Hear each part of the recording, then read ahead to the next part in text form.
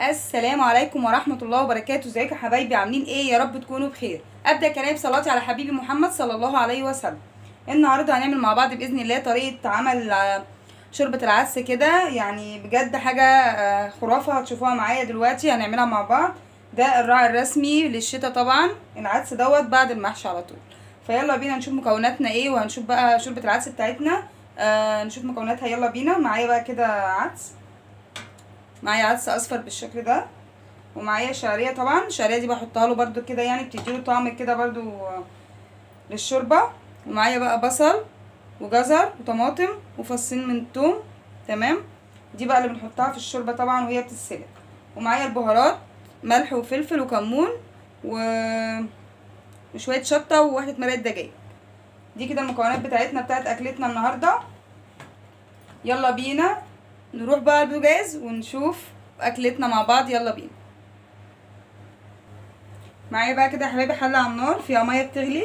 تمام، هنزل عليها طبعا بالمكونات اللي احنا قلنا عليها، البصل والطماطم والجزر والثوم كده. بسم الله، هقلبهم كده.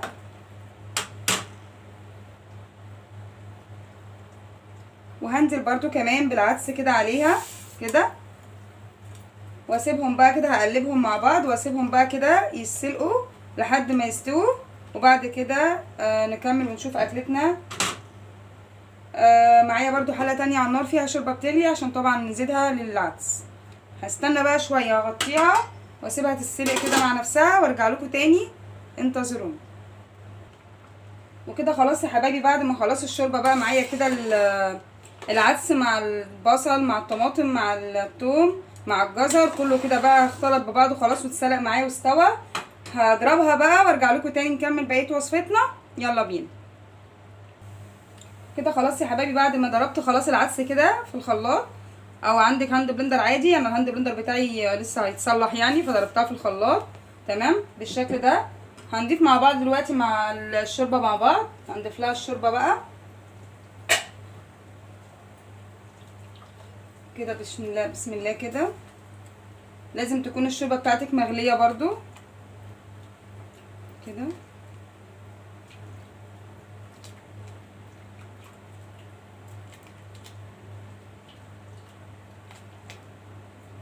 واحنا واقفين بقى بنعمل الاكل بتاعنا كده يا حبايبي، ما تنسوش تصلوا على النبي عليه الصلاه والسلام، تذكروا الله، الا بذكر الله تطمئن القلوب، عشان ربنا يحسن ما بين ايدينا كده والحاجه تطلع معانا مظبوطه باذن الله.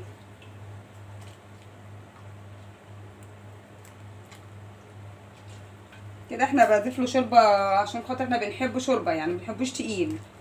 فلسه كمان لما اضيف له الشعريه هيتقل معايا، فانا بضيف له شوربه كتير كده عشان خاطر ياخد راحته بقى كده، ما يبقاش تقيل يعني.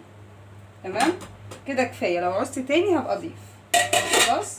هنحط طبعا بقى البهارات بتاعتنا، الفلفل الاسمر والملح والكمون والشطه والايه والواحد مرقه دجاج. هنزل بيهم كده على الشوربه، وهبتدي برضو اقلب كده واسيبها بقى تاخد غلوه كده واحده. وبعد كده نضيف لها الشعريه مع بعض دلوقتي ان شاء الله. تمام، هسيبها تغلي كده وارجع لكم تاني. هنا خلاص بقى بعد ما الشوربه غلت كده يا جماعه. معايا بقى هنا كده طاسه على النار فيها قطعتين من الزبده كده، وهنزل عليهم بشويه زيت. تمام، عشان نحمر بقى الشعريه بتاعتنا عشان نطشها بقى في الشوربه بتاعت العدس. تمام، تسخن بقى ونحمر الشعريه. بعد ما الزبده بقى يا حبايبي سخنت معايا، هنزل بالشعريه كده معايا، احمر بقى الشعريه عشان خاطر ايه نطشها في الشوربه. بس انا عايزاها ذهبي يعني، ما تحمرش قوي، تديني اللون المصفر الذهبي بتاعنا الجميل اللي احنا بنحبه دوت. وبعد كده نطشها مع بعض.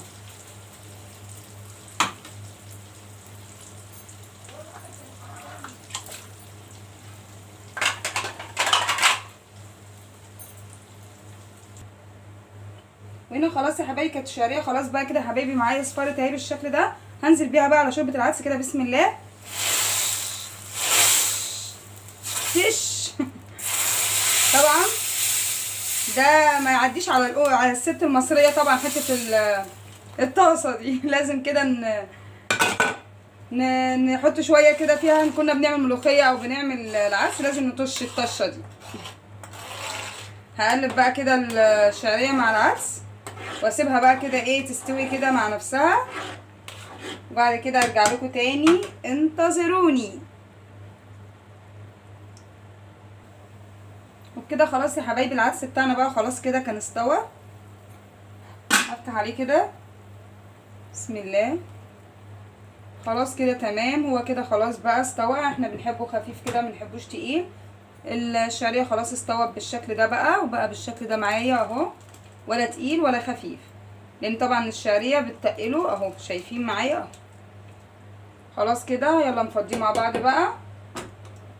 وكده شوربه العدس معايا خلصت، هطفي عليها بقى، يلا بينا.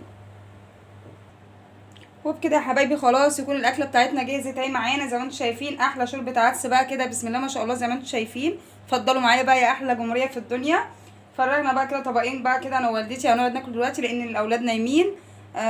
كان عندهم امتحانات وجايين بقى مسطحين خالص فنايمين، اما يصحوا بقى بياكلوا. ففرغت لي انا ووالدتي بقى الطبقين كده العدس، شوربه العدس الجامده دي، وهنقعد كده بقى نمزمز ونضربهم سوا. طبعا الاكله دي لازمها ايه؟ لازمها طبعا طبق بصل كده بالخل والليمون، عشان طبعا الاكله دي بتحب البصل. تمام، انا بحب اكل البصل مع العدس ده. اللي زي بقى ينزل يقول لي اوكي احنا بناكل برضو بصل مع العدس. وكده يا حبايبي شوربه العدس خلصت معايا. وكده يا رب يكون الوصفه عجبتكم ان شاء الله باذن الله تجربوها بطريقه مملكه هيام. ويا رب بقى يكون النهارده يومنا خفيف عليكم، واقول لكم انتظروني ان شاء الله في فيديو جديد، واشوفكم على خير، ومع السلامه. مع السلامه.